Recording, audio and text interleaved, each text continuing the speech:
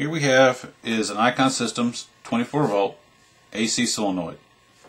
This 24 volt AC solenoid is used in a wide range of Icon Systems products, such as the flush valve, their 7075 series shower valve, and their lavatory manifolds, as well as their AC cartridge retrofits. The basic system components of a 24 volt AC solenoid consist of a bleed plug, the O-ring seal,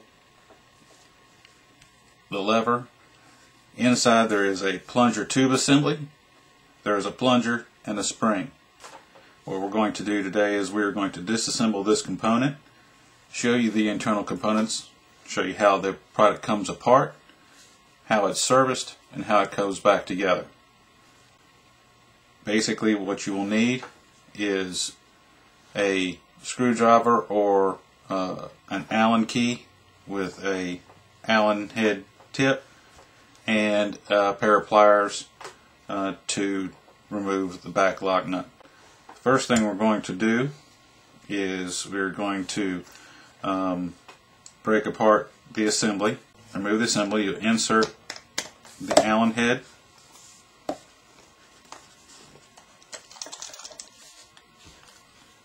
back it off, and complete the removal of the bleed plug. You have your bleed plug in your lever assembly.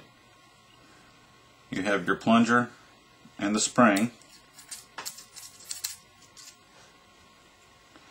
You have an internal O-ring component to seal the bleed plug to the plunger assembly. You can now remove the back lock nut.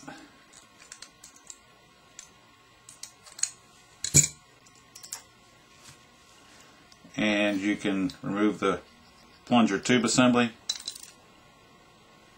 And then you have the coil and the coil bracket. The plunger tube assembly is a one-piece assembly. The bleed plug itself consists of two orifices. There's a smaller internal orifice and a larger orifice that allows the water to flow. The plunger assembly works in this manner. When activated, the plunger retracts inside the plunger tube assembly, allowing water to flow through this bleed plug, therefore activating the component. When this bleed plug assembly is installed and the plunger is all the way forward, there is no movement of water. This bleed plug assembly here mates to the center orifice here, and when mated, stops all flow of water.